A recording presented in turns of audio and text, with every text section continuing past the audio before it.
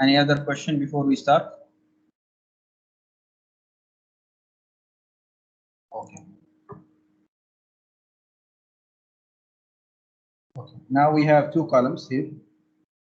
We have column number 1 and we have another column number 1. How would you decide whether you will go for a combined foundation or how to decide whether you will go for an isolated?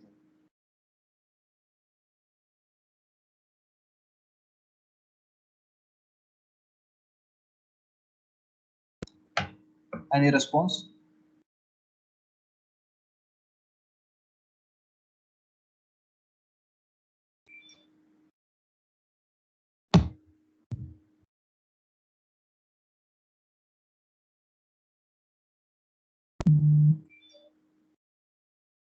Okay, so the column distance has been given to you to be 1.2.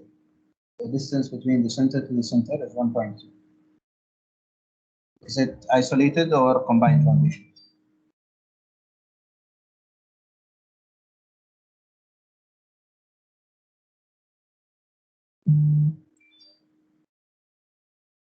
On what basis? On what basis you will say isolated or combined?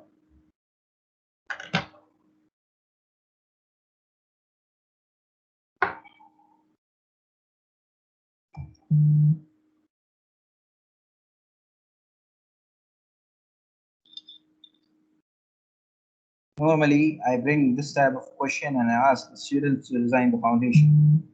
So from the beginning, if you didn't know which form of foundation is correctly used, if you are designing it to be combined and it was isolated, then the whole mistake, the whole question or the whole answer for a 20 marks question is wrong. Okay. So first, before saying whether it's combined or isolated, you need to do the calculation which will tell you whether this is good or that is good.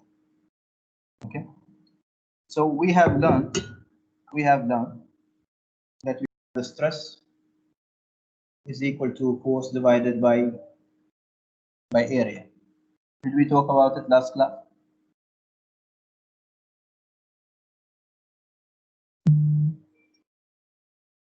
Okay. Now can I say area is equal to force divided by stress?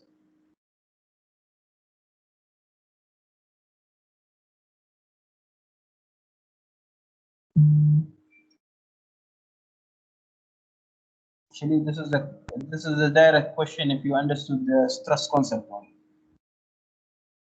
This stress is your say bearing capacity of the soil, which has been given to be 150. So for column number 1, let's say that this is column number 1 and this is column number 2. Area required for column number 1 is going to equal to force divided by the say bearing capacity. Now column number 1 is taking a load of 1000 as a dead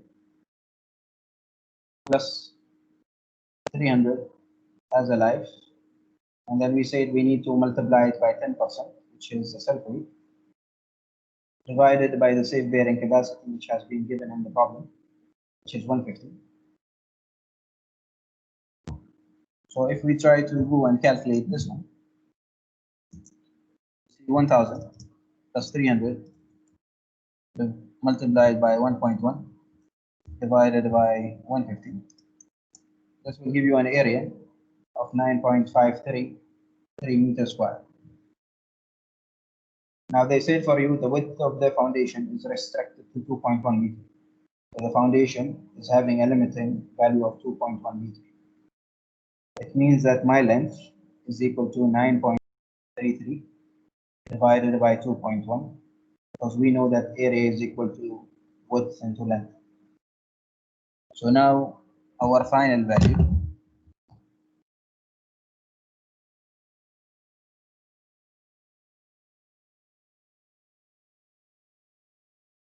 is going to give you 4.3 or 4. Let's say 4.53 or let's say 4.55. 4.55 meters. Okay. Yeah, then you need to go and multiply. What is the area here? This is in meter square. The say bearing capacity always going to be in kilonewton per meter square. It's not mm square. Okay, 150 kilonewton per meter square. Okay, so now we have 4.55. We have 4.55 as the length. We have 2.1. Okay, so we have our foundation now. We have our foundation. We have 2.11. And 2.1 is the width, and then 4.55 is the length, and there is one column here. Now we said we are going to place the column at the center of the foundation. So it means that the distance from here is going to be half of 4.55. So this is 4.55. This is 4.55 divided by 2. That is going to give you around 2.275. Okay. It means the distance from here to here is 2.275. While actually we have the distance between the first column to the second column, which is going to be 0.6 mm, 0.6 meter. It means that my second column is going to come somewhere here. Okay, is it clear? Once again, it means that if I have the column number 1 and column number 2, these actually are going to overlap. These are going to overlap if we started to produce isolated foundation. Now, if they are overlapping, it means that we cannot go for isolated. You need to go for combined foundation. Are we clear? Mister, how did you get the value between the two columns as 0.6? From the plan. Have you seen the plan? I have already told you. Or this is 1.2. Okay, 1.2. Okay, so the distance from here is 1.2. So we have 1.2 while the half is 2.275. So still the column will come somewhere inside and they will overlap with each other. Is it clear? Are we fine?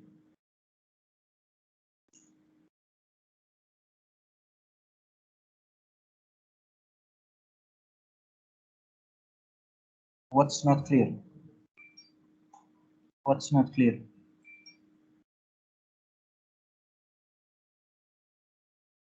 What is the thing which is not clear? It's a very basic question.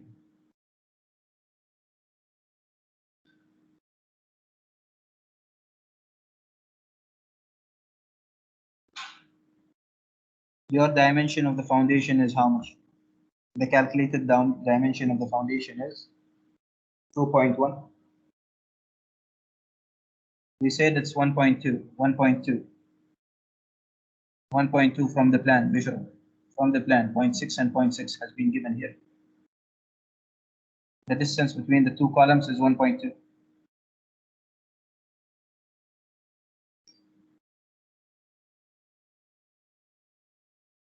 So once again,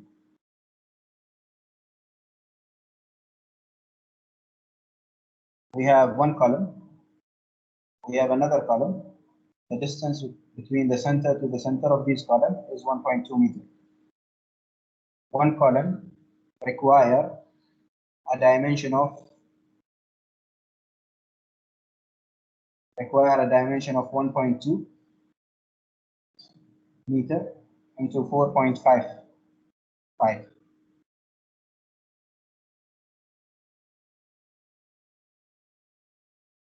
Half of the foundation from the center should be 2.75, 2.275. Okay, approximately 2.275. Okay, 2.275, right?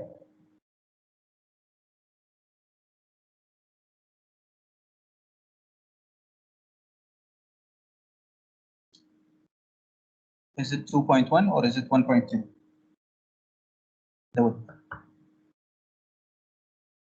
No, mister, I mean the width. 2.1, not 1.2. No problem. The width is not going to interfere in your calculation. So it's 2.1 here, and then we have 4.5 here.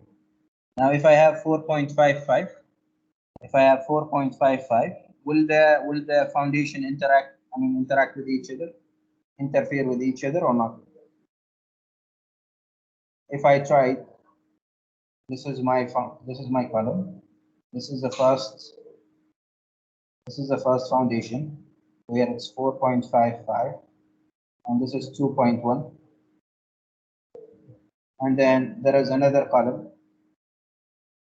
Okay, the distance between these two columns is 1.2. And then we have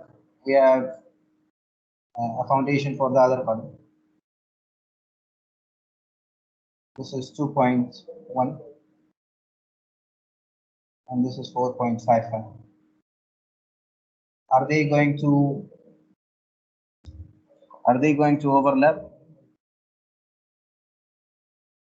Are they overlapping?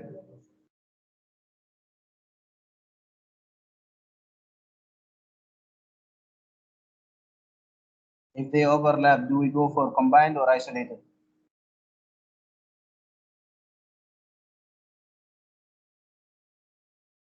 How to know whether they overlapped or not? Half of the foundation is having a distance of 4.55 divided by 2. That is going to be 2.275 approximately. Now, 2.275 is more than 1.2. If it's more than 1.2, it means that the other column will come inside the foundation. Do you agree?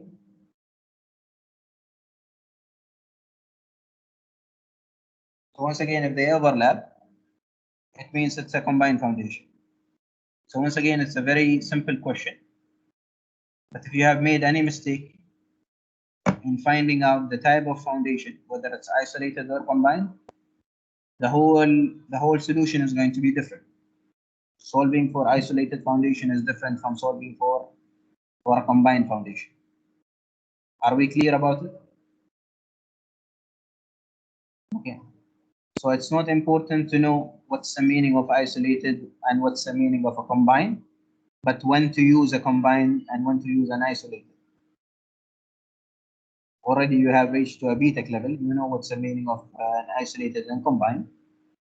But if you got a plan in front of you, you should say, according to the values given, according to the loading from the software, you should know whether you are going for a combined foundation or isolated. Okay.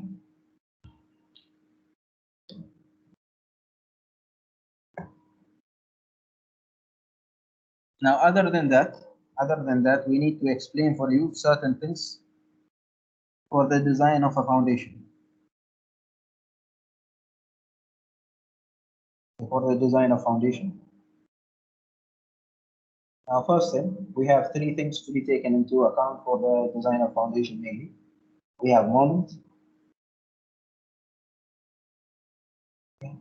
and then we have one-way shear,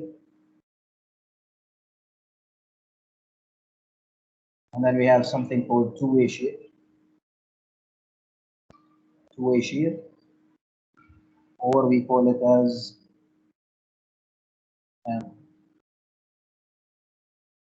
punching.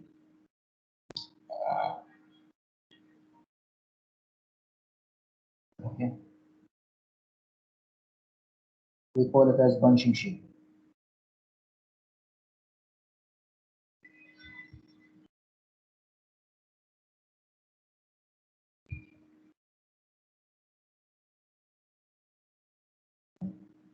We call it as bunching shear. Okay. Now for the moments, did I draw for you the bending moment diagram for the foundation? Did I draw for you the bending moment diagram for a foundation? You remember when we said we are going to flip the foundation?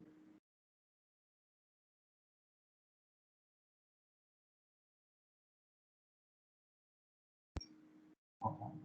So when I try to draw the foundation, the bending moment of the foundation, my bending moment is going to be this way.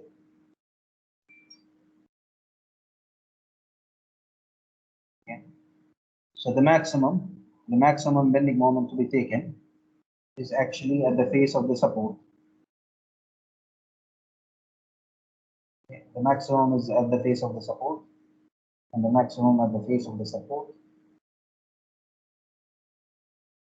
here and here.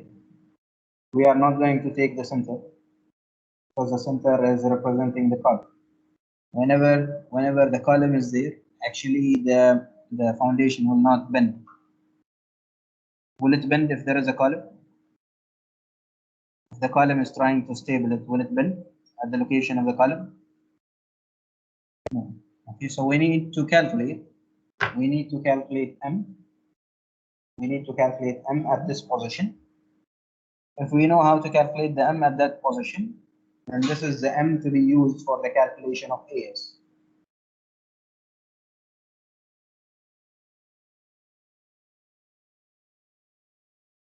Are we okay?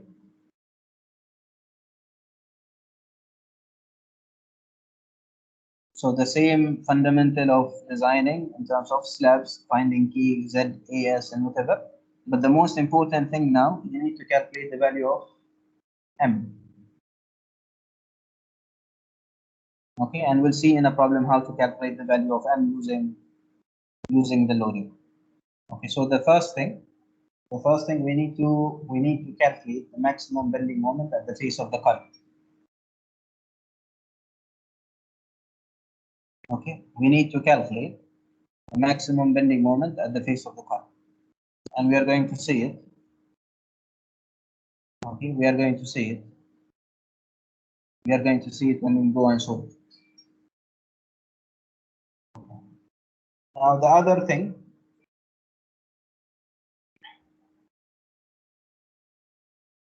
okay, the other thing is to check for a one-way shear. Now if you see, once again I have the column, and then I have the foundation.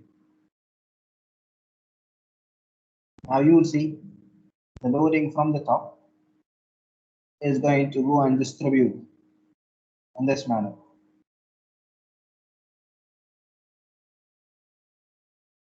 Okay, and we have pressure going from up. This is the area where the loading is distributed mainly. The intensity is too much here. This distance, according to the BS code, this distance according to the BS code is equal to D. Okay, this distance according to the BS code is equal to D, and this is equal to D. So which area can be cut and taken up? The area which can be taken up is this area. Because if you see, in this particular area, there is a loading of the soil and there is a loading of the column. So you have no option of taking it up. Shear is not going to happen.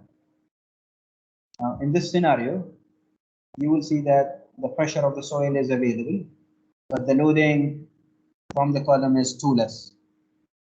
So this is the part where it will be taken up, or this part.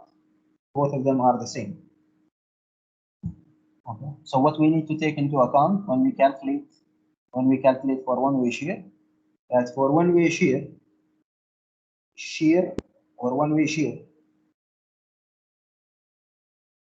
is going to happen the distance of D.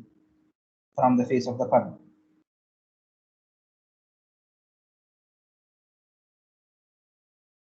So this is my face of the column. From the face, I'll allow for the value, and then after the value, that's the area which will be affected by shear. That's in case of one-way shear. One way means the shear is going to happen in one direction only, either X or Y.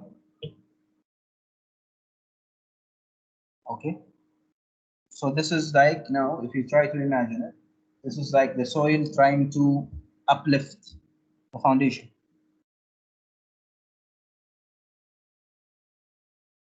Okay. Second scenario is bunching shear, where we can see it from here. Okay, where we can see it from here. This is my foundation plan, and this is the column. Okay. Now let's imagine that the column is representing a pen, and then the foundation is representing a paper. Now what will happen if you are trying to push the pen through the paper? What will happen? Once again, I have a paper. You hold it from the sides, and then you brought the pen, and then you are trying to push the pen through the paper. What will happen? It will be cut, right? There will be a hole. The hole will be only at the position of the column, or it will take little bit extra. Will it take only the position of the pen, or little bit extra? Little bit extra, right? So the code says for you, when punching shear is going to happen from the load of the column, then you need to take an area of this much, and this dimension given by the code from the side of the foundation to this limit is given as 1.5 D.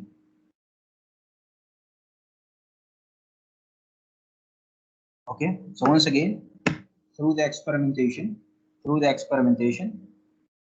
okay, they have taken two consideration. Consideration number one, that the column will be uplifting my foundation. I mean, the soil will be uplifting my foundation up, where it's a function of one-way shear, and the column might bunch my foundation down, where it acts like a bunching shear, and then we need to check for it. Now, in one-way shear, according to the experimentation, they have found the value of D is going to be reasonable. So after the value, okay, the shear is going to happen. Now, in case of two-way shear, after 1.5, this is going to be the area which will be affected. If you are trying to uplift the paper up, okay, uplifting the paper up, pushing the pen down, you will see the area which will be lifted up is the area which I have drawn in blue. Do you agree? Uplifting means taking it up. So once again, pen is trying to go down, the paper is trying to go up. You will see that the area which will be affected by shear, okay, is going to be the blue color, which will be taken up.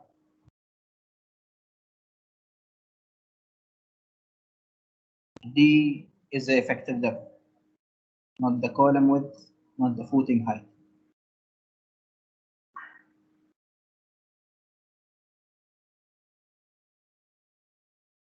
Okay, so once again, the code says for you, at the distance of D,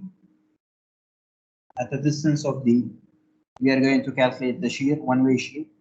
At the distance of 1.5 D, we are going to calculate the punching shear. Now I'll give you an example. Let's say my D, okay, let's say that my D, for example, was 0.7. Okay, my D was 0.7, and this is my column. and this is my foundation. Now it has been given that this length of the foundation is 3 meters, and then the size of the column, for example, is 0.4. Okay. Now for me, I need to know the area which will be affected by shear. So in case of one-way shear, let us say that this is one-way shear. The affected area, first what I need to do, I need to calculate from the face of the support, from the face of the column, I need to give an allowance of D according to the code due to the load distribution which we have shown here in brown. So this area is going to be the area which can be lifted up. Now once again, why I cannot lift the red area? Why I cannot lift the red area? Because the column is trying to push down. You cannot uplift it. Do you agree?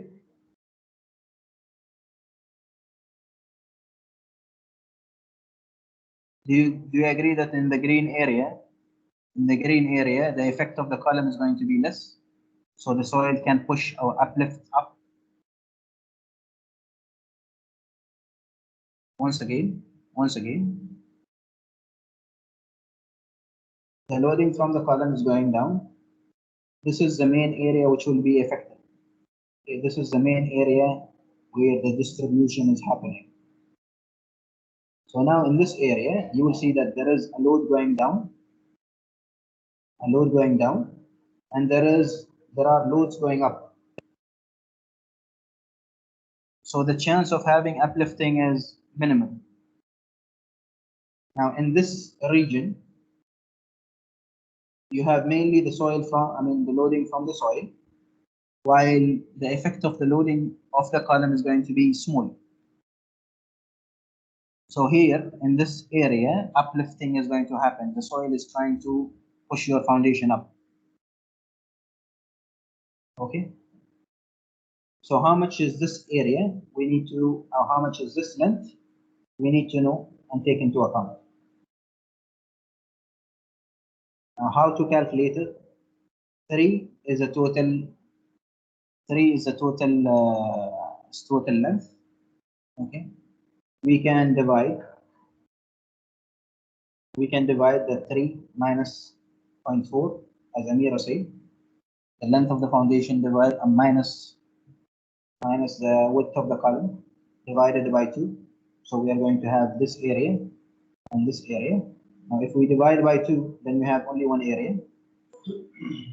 So we have 2.6 divided by 2. This is going to give you 1.3 meter. So this dimension is 1.3 meter.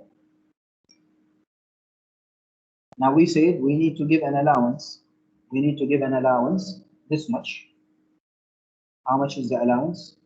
The allowance is according to whatever calculation we have done is D, which is 0.7. So the remaining length which is affected by shear is this much. How much is it?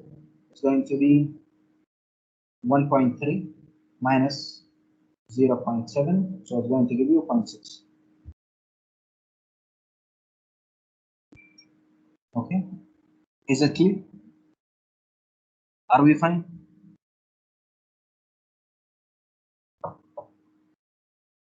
Are we okay? Yes, Amira, tell me.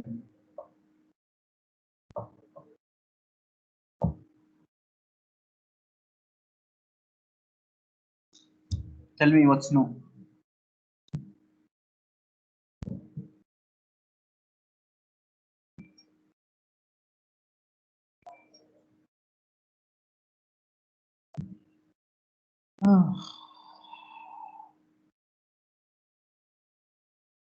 Do you agree that this is the width of the column, which is 0.4? And then we have given D. That is 0.7. And then another D, that is 0.7. Now, if this is calculated to be 0.6 and this is 0.6, can you add up the total value and check whether it's equal to 3 or not? Amira, can you check?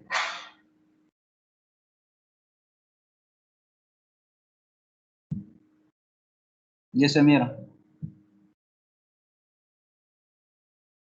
Please concentrate with me, otherwise we are going to lose the whole question, a whole time, and things which are repeated. Asma, I have already said, if we are going to assume the value of 0.7, yeah, Amira, we said one-way shear, it's going to be D. For two-way shear, I said 1.5D. Please concentrate with me, otherwise we are going to lose a lot of time.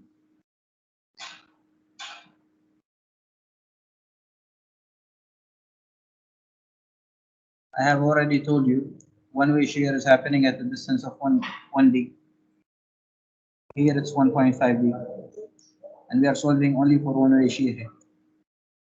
Now the other scenario for a two-way shear.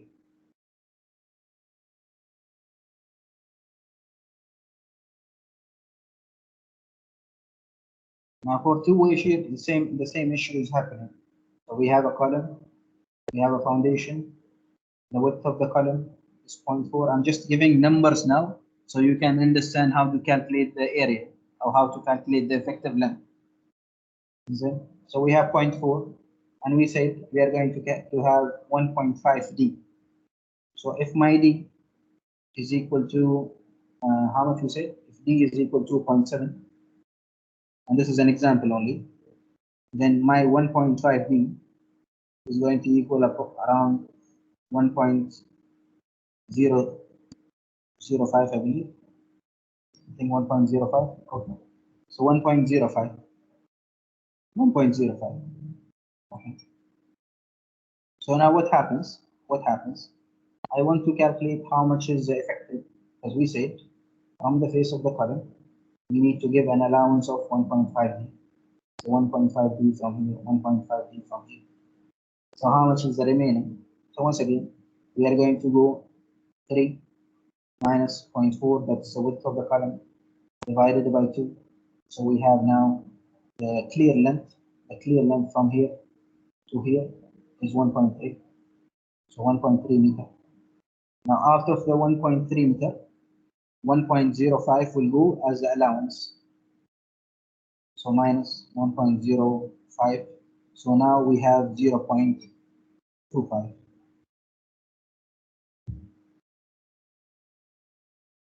Now the area affected by shear is 0.25, or the length affected by the shear is 0.25. Okay, which will be having the uplifting now. Now another example before we start the solution of the question. Let's say that I have the same example, but now my width of the foundation is only 2 meters. Is 2 meters. This is 0.4. I have brought this one in one of the questions, and I didn't explain it. I thought the students will know how to analyze it. In two-way shear. Now in this scenario, we are going to say 2 minus 0.4 divided by 2. So this will give you now around 0.8. Okay, 0.8 meter. Now the dimension given here, the dimension remaining for me is 0.8 meter. 1.5D is equal to how much? 1.035. I mean 1.05. Now, will shear happen here? Will there be any uplifting here?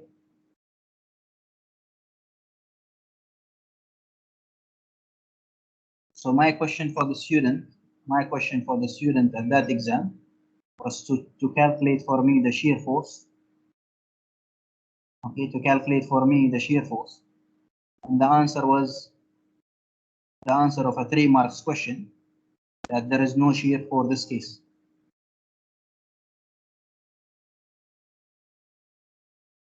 So even if you see that the marks for this question is huge, it does not mean that you need to write a lot of things for the solution. Once again, we said I require 1.05 distance as a allowance. After 1.05 only there will be a possibility of having uplifting. Now in this scenario, I have only 0.8. So of course I'll not be having uplifting.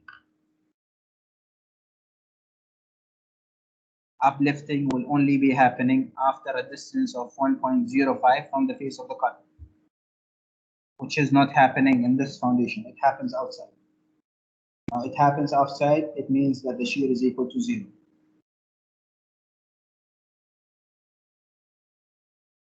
Are we okay?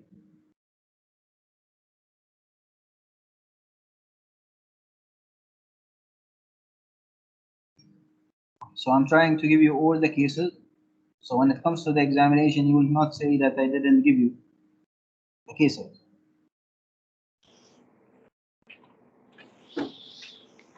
Again. Can you mute yourself, please? Okay. Any other question here for how to calculate?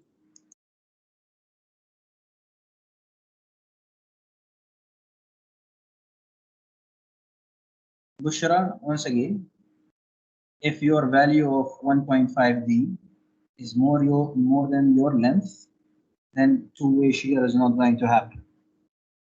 Once again, if 1.05, you are telling me one-way shear, two-way shear will be happening after a distance of 1.05 meter from the face of the column. Now in this scenario, we have only 0.8. It means shear is not going to happen. Okay? Shear is only going to happen after a distance of 1.5D for a two-way shear. After a distance of 1.5D. Now my distance of 1.5D is 1.05. And I have only 0.8. So my 0.8 is lesser than 1.05. So it means that shear is not going to happen. Okay. Now going for the problem solving, we are going to solve for a foundation.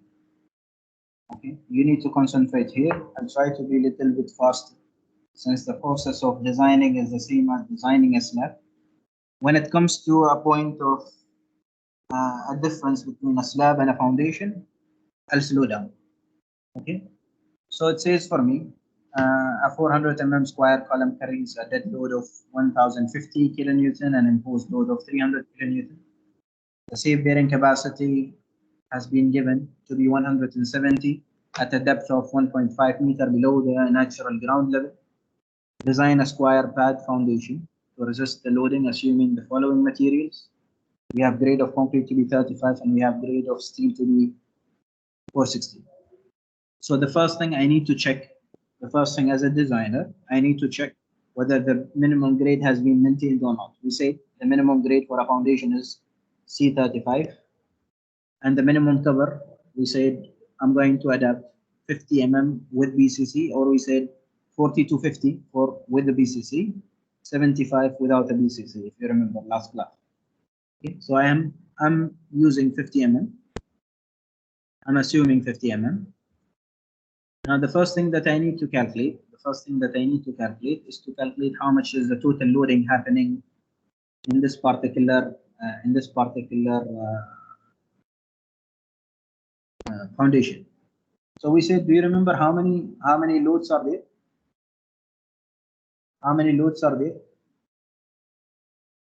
Now, although here not all of them are calculated, how many loads are there in the column? Do you remember when we discussed how many loading in the column? We said if we have a column, in a foundation, sorry, not a column. We said if we have a foundation, and we said the first loading is going to happen from the column. That's number one. Second one is self weight, if you remember. Third load is a backfill, and it goes on. Okay.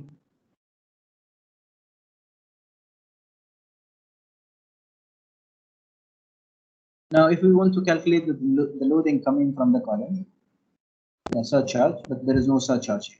It has not been mentioned. Okay. So we have three loading here. We have three loading mainly.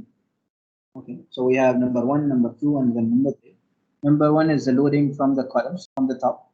So we have 1050, and then we have 300 kilonewton. One of them is dead load, another one is live load. So when we try to calculate, we calculated the total loading first. That is 1050 plus 300 kilonewton. That's 1350. Now this is taking into account the first loading. Now the second loading, it says for you with self weight is going to be 1350, and we say we are going to assume the self weight to be 10%. Do you remember when we said 10%? So either you do this one or you multiply directly by 1.1. Okay, we say the self weight is to be assumed 10% of the loading. So 10% of 1350, and we have got the total value to be 1485.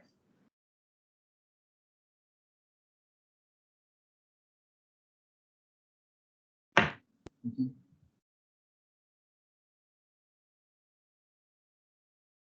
Now, ultimate SLS is referring to service limit state where the factor of safety is 1. So we don't multiply the factor of safety. We don't multiply the loads by the factor of safety.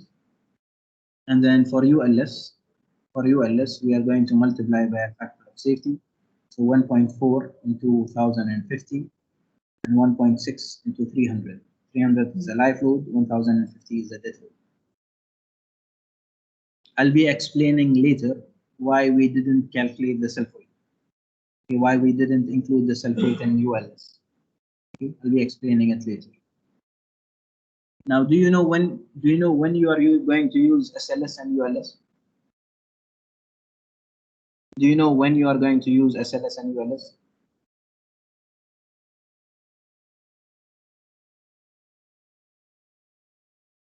This is one of the basic questions normally asked when you go for your interviews. Where I'm going to use ultimate limit state, where I'm going to use service limit state, where. So that's in service, but where exactly? Can you give me an example so I'll understand service limit, ultimate?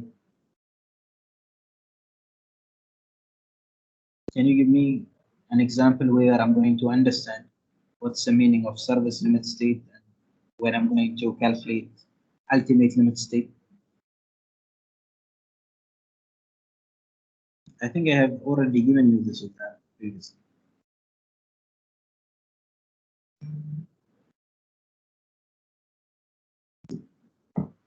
Okay, in bridges, yes.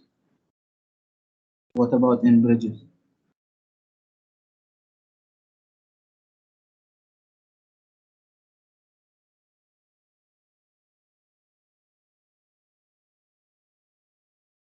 In any structure, you are going to use both of them.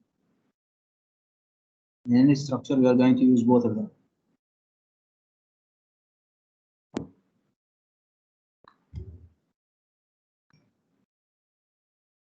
Question says when you are going to use ULS and when you are going to use SLS.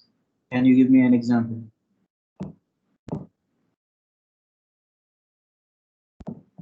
Let's say, for example, let's say that my weight is 100.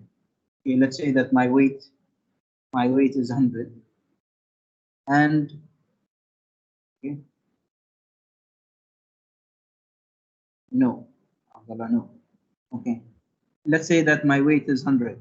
Okay, my weight is 100. Now, when I'm going to design this particular section, okay, I will design it for how much load?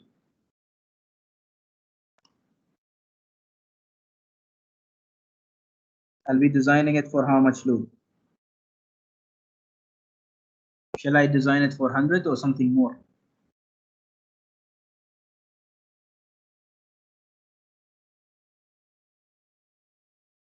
You will design it for something more, right? Okay. So designing it in terms of bending, it will be bend. You are considering bending moment. Okay, you are considering bending moment for something more than 100. Okay. So for example, if you are mentioning 110, then you are taking 0.1% factor of safety. You are taking 10% factor of safety. Now, when I say 1.4, it means I have taken 40% extra as safety. So BS code says for you, instead of designing it for 100, you need to design it for 140. Okay, instead of making it for 100, make it for 140. This is what the code says.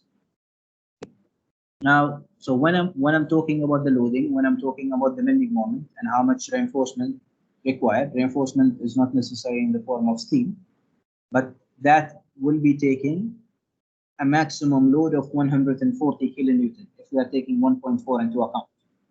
Do you agree? Do you agree that the bending moment and the reinforcement, whatever shape of reinforcement, is going to take 140 up to 140? Okay. Now, when we talk about deflection, is it always going to be the maximum limit? If I go and sit and my weight is 65, the deflection will be according to 140 or 65.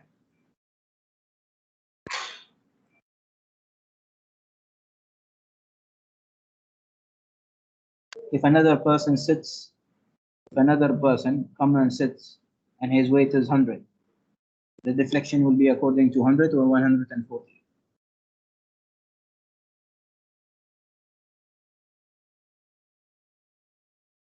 Okay. So for the calculation of area, for the calculation of deflection, we don't take into account any factor of safety. Okay, because we require the real things. For the deflection, there is no point of me multiplying extra load. Do you agree?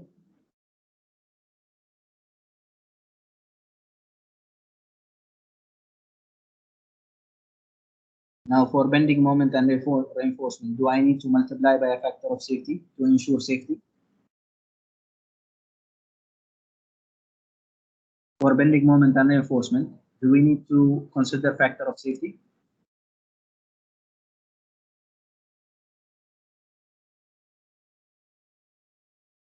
Okay.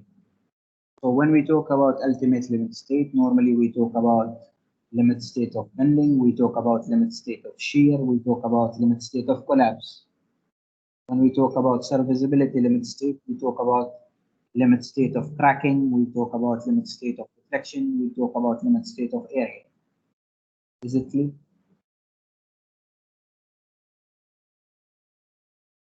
When you talk about existing things, they are going to be surface. When you talk about things which are having a limit or design, then these are ultimate. Okay. So now we have got 1.4 and 1.6, and we have calculated that the ultimate is 1,950. Once again, later I'll explain for you why we didn't take into account the self weight. So now we went and checked the equation. We have the same equation that we used for the previous problem. We said area of the foundation is equal to force divided by the safe bearing capacity. So we have the force here to be 1,485 divided by 170, that is the safe bearing capacity. So we have got a value of area of 8.74, and from the beginning we have the question asking us to go for a square foundation. So in case of a square foundation, you can take the under root of 8.74, and then later on you can round it to the value. So if we go for the under root of 8.74, it's going to give you 2.95, which can be rounded to 3 meters. So we have chosen a foundation of 3 into 3. Do you agree? 2.956, whatever. So I have rounded it to 3 meters.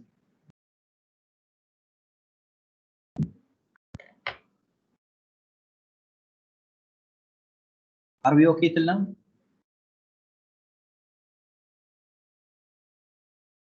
Okay. Any question till now?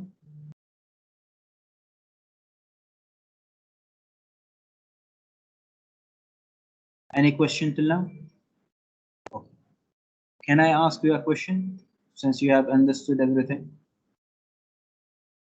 Can I ask now? Since you have understood everything?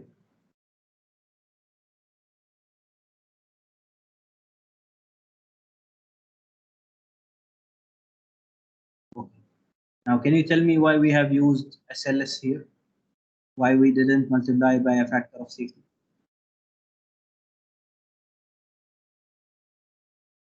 Why we didn't use 1950? Why we have used 1485?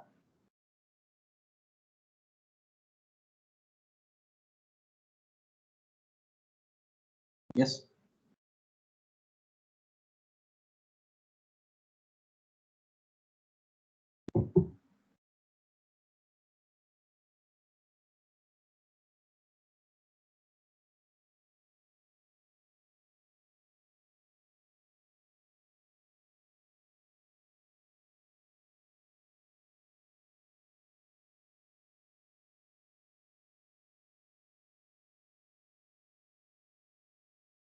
Bushra, this is the second class of the foundation.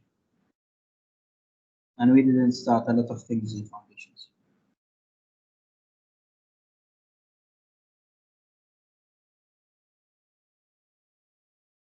The others who understood?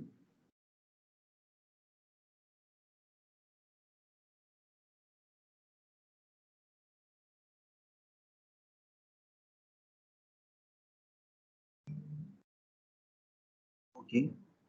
So what's the meaning of safe bearing capacity? Okay, what's the meaning of safe bearing capacity? I do agree, whatever Asma say, whatever Moses say. I do agree. So we said more area is going to be better for us. Of course, it's not a reason to go for a minimum area. The answer is related to safe bearing capacity. That's why. Can those who have finished geotechnical 2 or studying geotechnical 2 help us?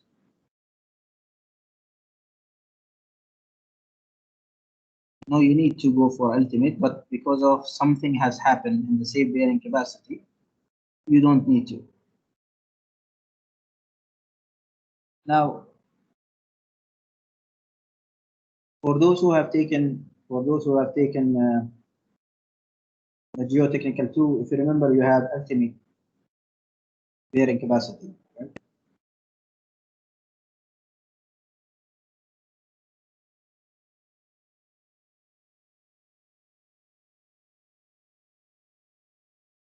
And then you have safe bearing capacity.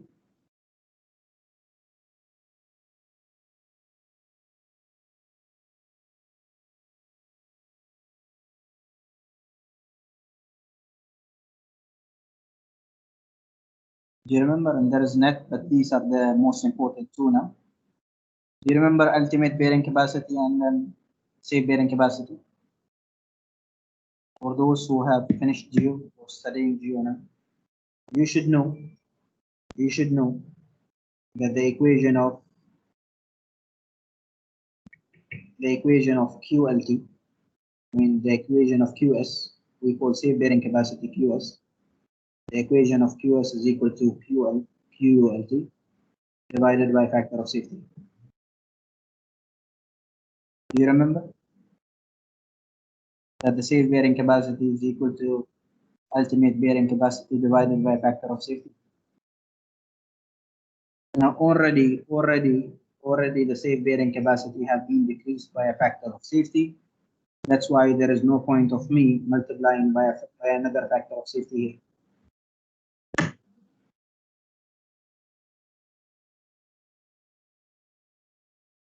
Are we clear? Already one factor of safety has been taken, reducing the value of bearing capacity. So there is no point of me of multiplying once again. Another factor of safety.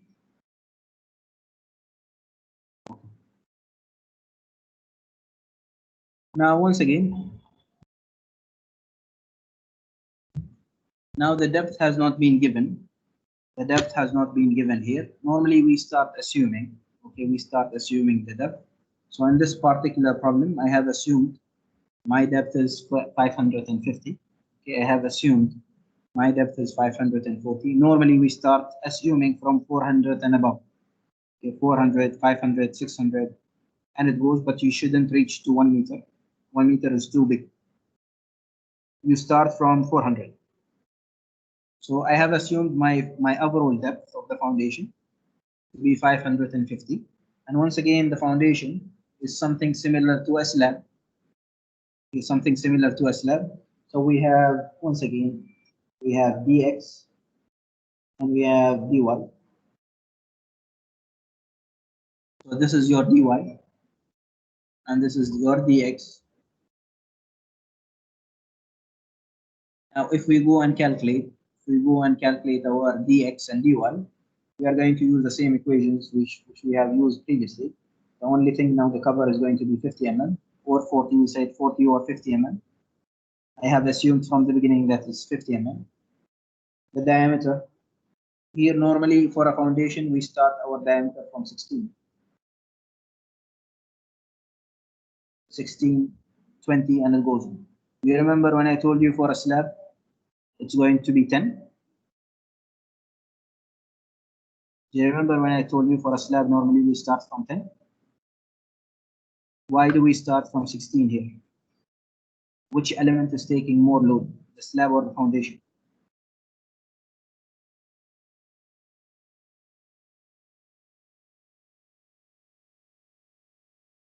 Foundation. Now, of course, if the load is increasing, if the load is increasing, the bending moment is increasing. If the bending moment is increasing, the area is increasing. If the area is increasing, your bar size is going to increase. Do you agree? Loading is more, bending moment is more. Bending moment is more, than your reinforcement is more. Your reinforcement is more, than the size of the bar is going to be more.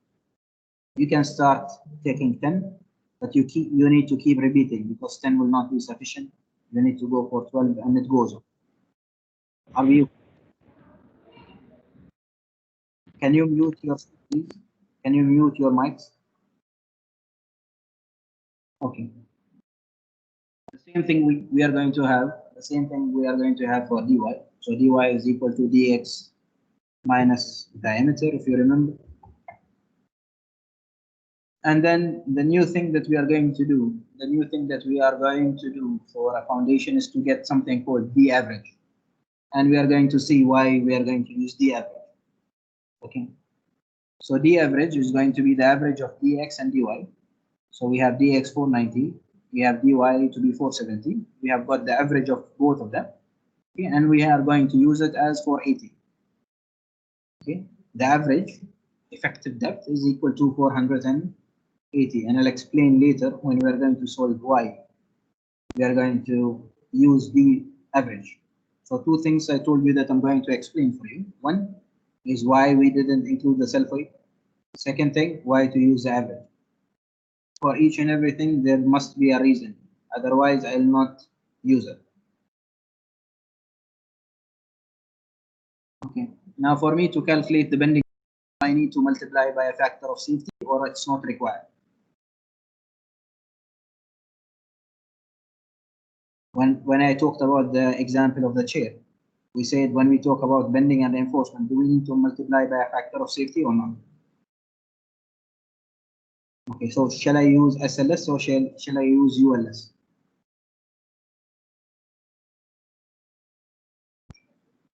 For the area, we are going to use SLS. We said limit state of area or limit state of deflection. For the pressure and bending moment, we said we are going to use ULS. Is it clear why ULS is used here? So the ultimate pressure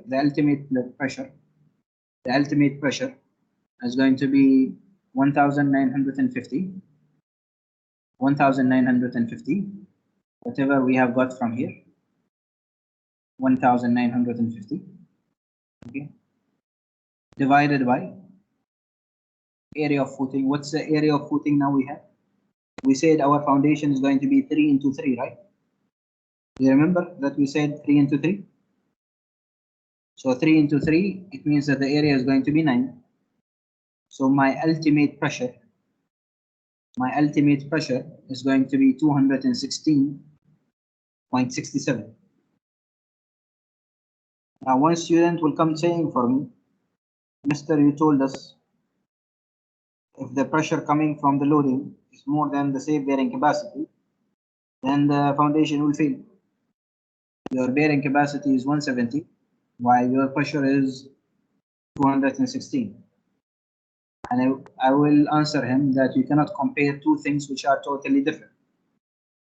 Now this pressure is an ultimate pressure, while your safe bearing capacity is not factor. Okay, so when you go and you compare your service pressure, with your SPC, like whatever we have done in the last class, without multiplying by a factor of safety. Are we okay?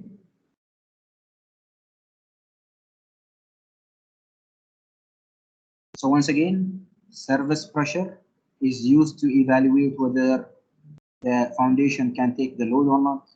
Ultimate pressure is going to be used for the design of the reinforcement and bending moment. Okay.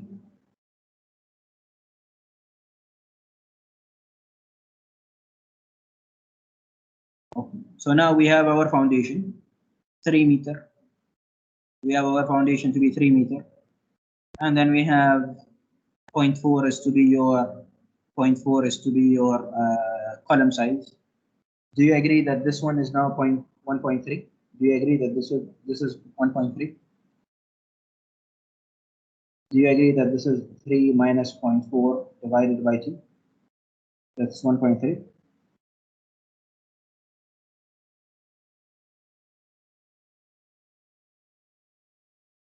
Do you agree? Okay. Now, the next step after we got the pressure, the next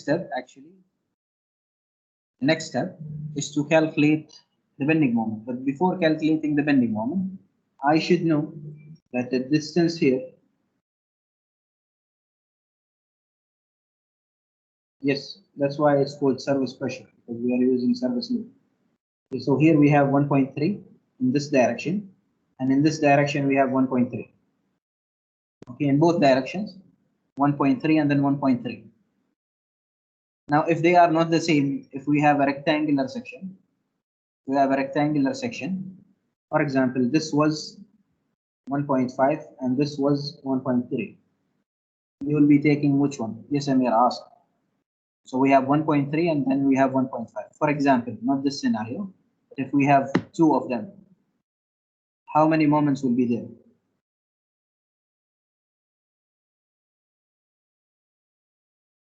How many lengths are there? If one length only, then it will be 1 moment. If there are 2 lengths, then it's going to be 2 moments.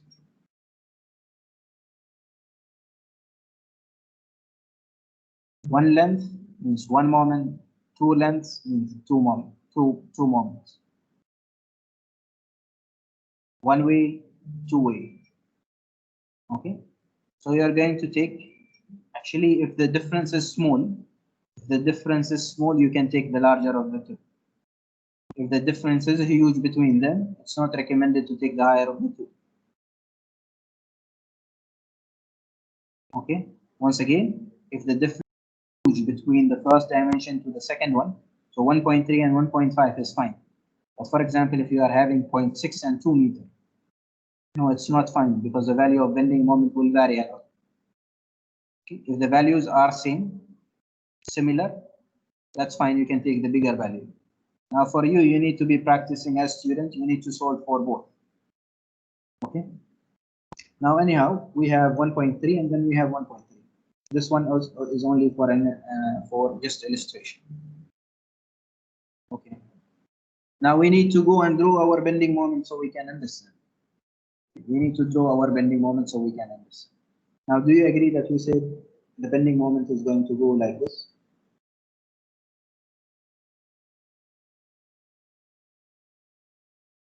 Or let me just have it here. The whiteboard better. Do you agree that this is my foundation?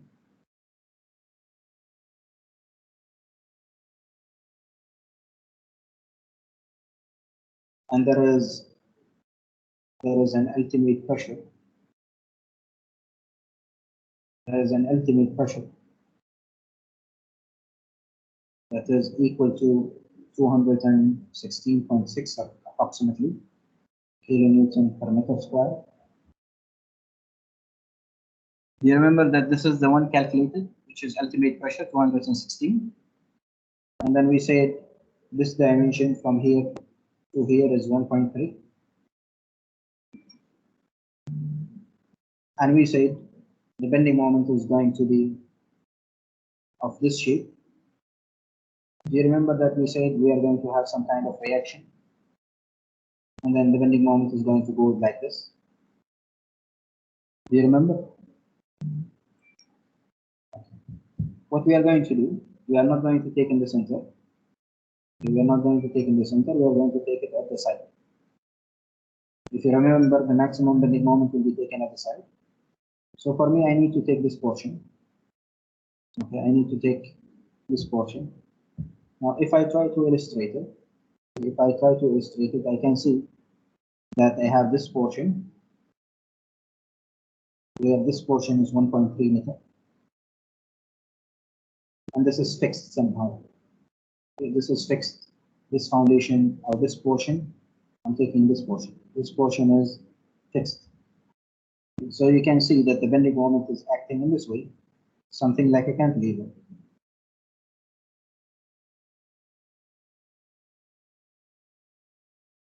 Do you agree that this one is the same as this one?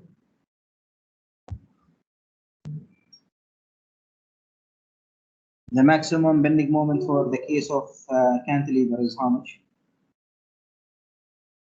The maximum bending moment for the case of cantilever is equal to m equals to wl square over 2. Do you remember? Do you remember that it's wl square over 2? Or coefficient, like the SMA said, coefficient 0.5 wl square. Both of them are fine. Do you agree? Do you agree? Okay. So now, can I say that I have my W? My loading is 260. First thing, I'll design for 1 meter width, like I have done for the slabs. So it's going to be 216.6 kilonewton per meter. So now I can say that my bending moment is equal to 216.66. Whatever loading I'm having, multiplied by length. My length is 1.3 meter. 1.3 meter square divided by 2, which will give me the value of bending moment. Do you agree?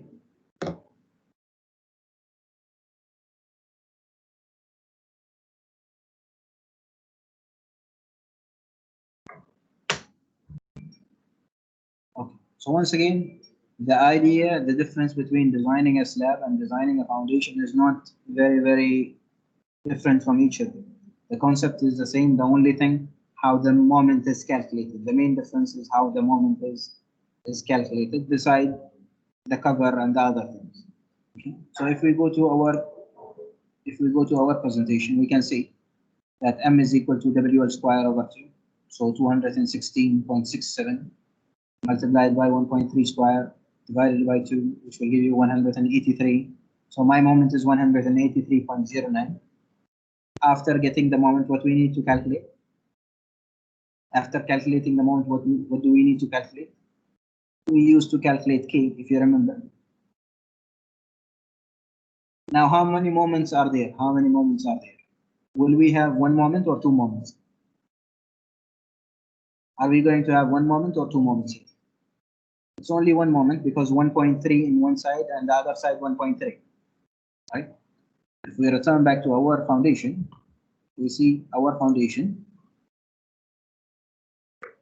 Our foundation was something like this. This is my foundation, and this is the color. Okay, this is my color. Now we said we are going to have bending moment in this way, and we are going to have bending moment in that way. No, of course.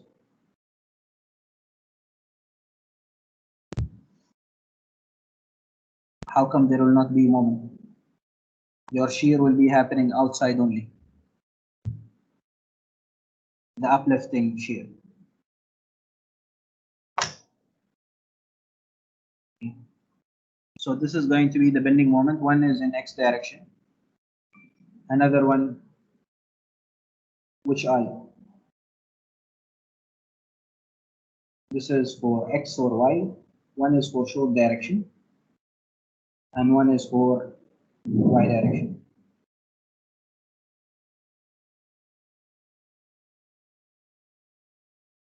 .3, right? 1.3. Length is L is 1.3. How much is length? The length we have got it from here, 1.3. Okay. So we have calculated K. After calculating K, we are going to calculate Z. Of course, we can know whether it's singly or doubly. It will always be singly if it's isolated. So we have Z1.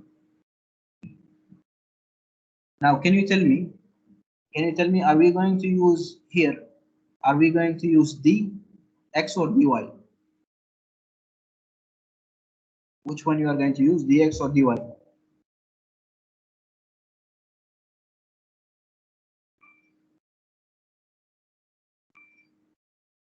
Now both of them are valid. One is dx, another one is dy. Okay, so what we do normally, we take the average. Is it clear now why we are taking the average? Are we clear now why we are taking the average? Because we cannot consider it purely x, we cannot consider it purely y. Okay, so we are using the average here. And once again, for the calculation of z, we are using the average. So wherever x and y are combined together, we use average. Okay, and we will see further where we are going to use the average. Okay, so Z2 is going to be, once again, here you should be taking the D average to be accurate. How much is your D average?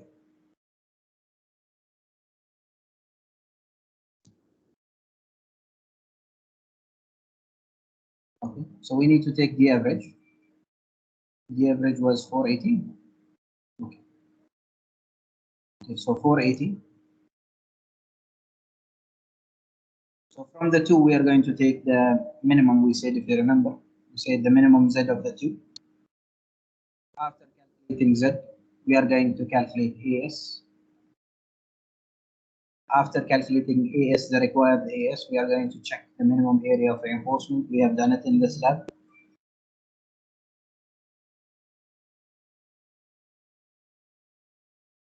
I have already corrected it.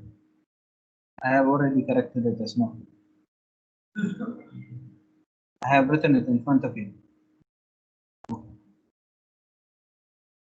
So once again here, this should be Z average. Or you can write it as Z only. Rather than Z average. Okay.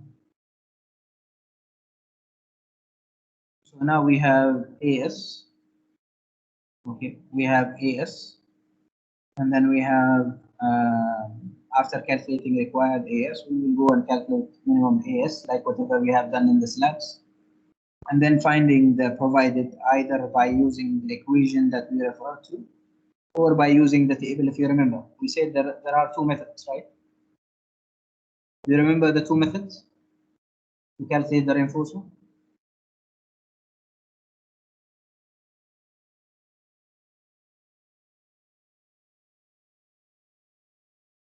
So we said either you go for the table or you can calculate it based on the assumption of the spacing.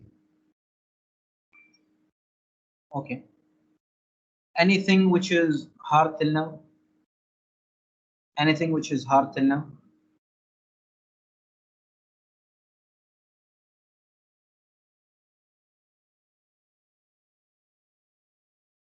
Anything that's hard till now?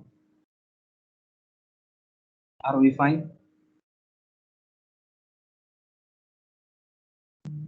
Okay, so the main difference is going to start occurring here. Okay, of course it needs time. This is a problem. This is isolated only. Isolated will take maybe around, let's say, 30 minutes. Still we didn't reach combined. Combined will take maybe 2 times the isolated. Okay.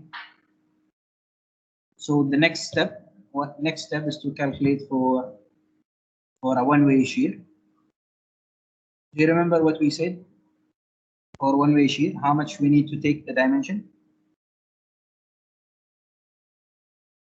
How much do we need to take the dimension? We said one-way shear is going to happen after a distance of d, right? Our d is equal to 0.48. One-way shear is 1d. One-way shear is 1d, so that's why it's 0.48. Okay, it's 0.48.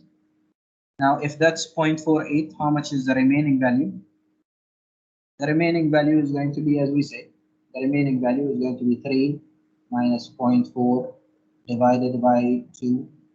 This is going to give you 1.3. 1.3 minus 0.48 is going to give you whatever answer we are saying right now is 0.8. Do you agree?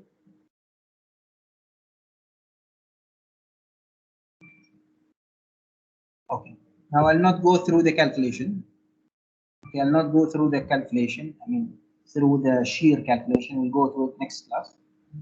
The other side is going to be the same, right? The other side, is it going to be the same or different as well? Is it going to be the same? The other side, do we have it as 0.82 as well? Same. Why we are having it same? Because you are having a square column and you are having a square foundation. If the column is rectangle or the foundation is rectangle, then the values of x and the values of y are not going to be the same. Are we clear? Okay. Now going for two-way shear, before I'll not go and discuss the calculation now. Okay, I'll just show you the two-way. So for the two-way, we said how much is the depth? How much is the depth? How much is, I mean, the allowance? The allowance for the two-way shear. The allowance is 1.5D. So we can see 1.5D and then 1.5D and then 1.5D and then 1.5D from all sides. Okay. Now if you concentrate in one-way shear, it happens only in either X or Y. It does not happen in the same time. That's why we call it only one-way shear. The shear is going to happen either in X or in Y. In two-way, it happens in both directions. Okay. So now what we have done, we have taken 1.5D. Now D is 0.48. So 1.5D is equal to 0.72. I believe so. So that's why we have taken 0.72 from here, 0.72, 0.72, and then 0.72. You can see the dimensions are drawn for you. Okay, so we need to know what is the area. We need to know what's the area affected here. Can we know what's the area affected? Are you able to know what's the area affected? I think time is up. Time is up. We'll continue this one next class because others, I believe, they are having a class. So we'll continue next class. For those who are having any question, they can ask now. If you don't have any question, then we have finished our class. And please, for the next classes, please revise whatever we have finished, because already we are late. We have spent a lot of time in basics that you should have studied and learned earlier. Still, we have column, we have lateral loading. So whenever time is passing, you are losing chapters that will help you to get jobs later on. So make sure that you are going and studying whatever we have finished. So the base will be a little bit faster.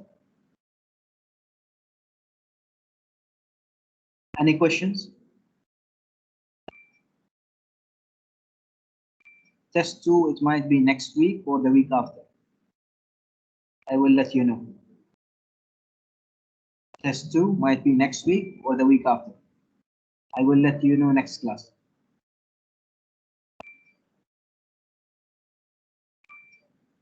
Okay, so since no question, then all the best.